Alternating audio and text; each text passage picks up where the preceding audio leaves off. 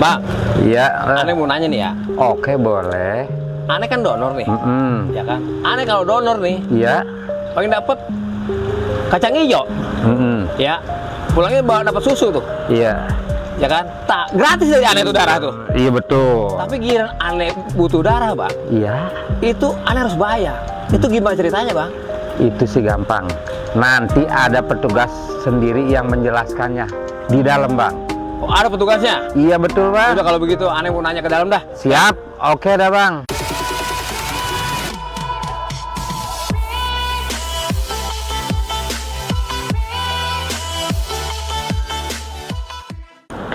Banyak sekali informasi yang harus diberi dan ada banyak juga ilmu yang ingin dibagi. Saatnya Osami, obrolan santai seputar PMI.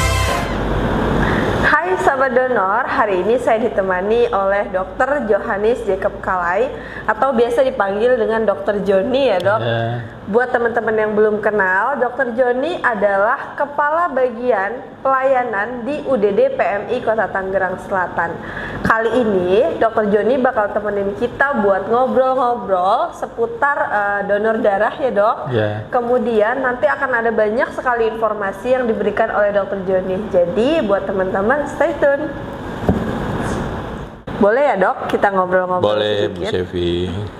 Sehat ya dok hari ini dok? Sehat, Mbak. Lagi sibuk apa nih dok? Ya, kalau di sini kita sibuk untuk memantau kondisi stok darah kita supaya masyarakat dapat terlayani dalam permintaan-permintaan untuk transfusi darah. Pertanyaan inti aja nih dok, dari di awal tadi kan kita sudah nonton video dua anak muda yang kebingungan ya dok. Kenapa mereka bingung? Karena saat mereka berdonor darah itu kan gratis. Tapi kenapa sih dok kalau mereka butuh darah atau masyarakat butuh darah itu kenapa harus berbayar seperti itu dok? Bisa dikasih penjelasan nggak dok buat sahabat dok? Ya, Mbak. Ya, Mbak. Jadi kan kita mengambil darah dari masyarakat dengan donor darah itu, kita tidak langsung memberikan kepada masyarakat yang membutuhkan untuk ditransfusi, tetapi kita memeriksa dulu dan ada beberapa parameter yang kita periksa, dan juga di situ juga kita ada kantong darah, reagen yang harus kita beli, dan juga kita harus memeriksa crossmat dan ada antisera yang kita harus persiapkan. Begitu Mbak. Jadi makanya kita ada perlu biaya-biaya untuk jadi darah itu. Sebelum darah itu didistribusikan ada banyak pemeriksaan seperti itu ya dok? Ya. Kalau boleh tahu apa saja sih dok pemeriksaan yang dilakukan? Ya, kalau pemeriksaan itu awalnya kan kalau kita setelah ambil darah kita langsung periksa, ada 4 parameter yang kita harus periksa ya mengenai IMLTD, yaitu infeksi menular lewat transfusi darah. Itu 4 parameter itu yang harus memang kita periksa sesuai dengan yang diwajibkan ya. Jadi 4 parameter itu ya, HBsAg itu untuk hepatitis B. Dari 4 parameter itu ada HBsAg ya untuk hepatitis B, HCV untuk hepatitis C, HCV untuk hepatitis C, ya, sifilis, dan HIV. Jadi ya. ada 4 parameter yang harus diperiksa. Ya. Wah, mantep banget nih dok. Berarti bisa disimpulkan dari awal ya dok, dari awal darah masuk, kemudian kita kelola atau kita olah di laboratorium itu menggunakan reagen-reagen.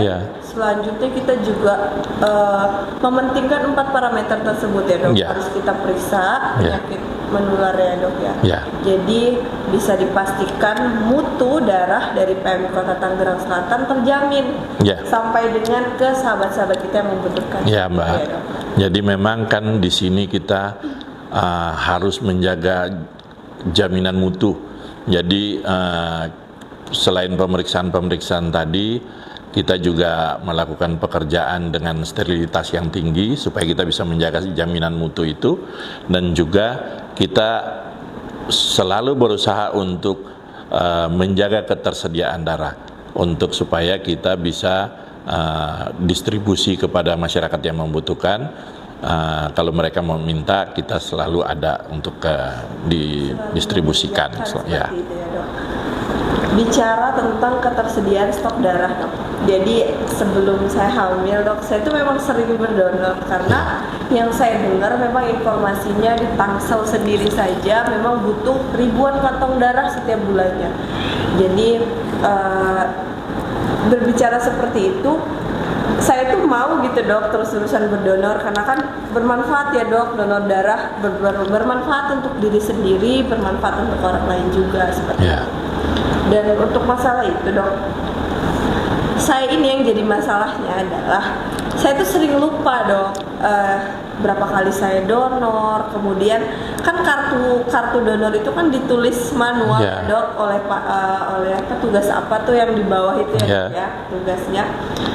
Itu tuh saya sering lupa, Dok, sering hilang, sering ketinggalan gitu. Kalau di PMI Tangsel itu punya nggak sih, Dok, terobosan gitu untuk biar itu tuh nggak ketinggalan mulu atau hilang-hilangan terus, itu ada nggak sih, Dok? Ya, Mbak, jadi dulu kan kita memang masih manual. Tapi sekarang kita sudah, ya makin hari kita makin memperbaiki diri ya. Jadi sekarang kita sudah melakukan sistem baru di mana namanya SIM Dondar, yaitu SIM donor darah, di mana semuanya teraplikasi. Jadi kalau Mbak nanti datang gitu tidak bawa kartu, sudah bisa aja kalau kartunya seperti nanti kita SIM itu nanti kita dengan kartu seperti ini. Oh, jadi kartunya seperti ATM. Ya, gitu sekitar Dok? kartu seperti ATM. Jadi nanti ada barcode-nya ya, Dok, ya. Ada nama, kemudian kayak. Tetapi walaupun kartu ini pun hilang, kita datang ke UDD atau ke tempat donor nanti di mana saja kita menyebut nama identitas kita, itu bisa aplikasi bisa langsung menjawab itu, melihat itu, di mana kita juga bisa melihat sudah berapa kali, yang tadi Mas Evi bilang bahwa lupa berapa kali donor, sudah berapa kali. Terus juga nanti kan ada untuk mengingat untuk kembali lagi, itu nanti jadi aplikasi yang akan mengatakan pada kita untuk sudah waktunya untuk berdonor, dan juga jadwal-jadwal kegiatan donor yang kita punya, yang dari UDD PMI Tangsel punya, di mana saja nanti akan disosialisasikan juga, diberitakan kepada pendonor-pendonor supaya nanti bisa memilih yang terdekat yang bisa datang untuk donor. Keren sekali ya, Dok. Jadi memang setelah PMI Tangsel ini memang punya aplikasi SIM Dondar itu ya, Dok. Ya. Jadi itu sangat memudahkan untuk para pendonor.